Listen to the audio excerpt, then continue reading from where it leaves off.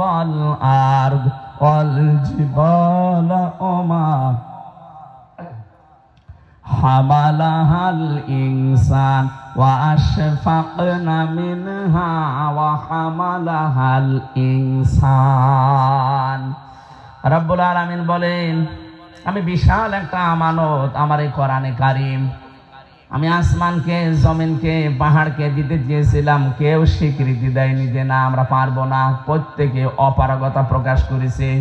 সর্বশেষ এটা আমি দিয়েছি মানুষকে। কাকে? যার মাধ্যমে দিলাম তিনি একজন মানুষ ছিলেন, তার নাম কি?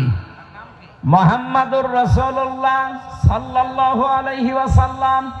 তার মাধ্যমে যেহেতু দিয়েছি, তার মাধ্যমে সেই পৃথিবীতে যত মানুষ এটা পাবে তারা নবীর উত্তরাধিকারী, তাদেরকে মনে করবে ওয়ারিস, নায়েবে রাসূল, ইস্তালাভিষিক্ত। সুতরাং উম্মতের দায়িত্ব এখন নেওয়ার সময় আলেমদের। আলেম মানেই শুধু নামের আগে মাওলানা, মুফতি লেখা থাকবে, এটা আলেম না। যে যতটুকু জানেন আপনি ওই বিষয়ের আলেম। কি কথা বুঝতেছেন? আপনি নামাজের যদি 13টা ফরজ 14টা ওয়াজিব জানেন, নামাজ ভেঙে যায় 19টা কারণে, নামাজের সুন্নাত 12টা, এইগুলো যদি মোটামুটি জেনে আমল করতে পারেন আপনি নামাজের আলেম।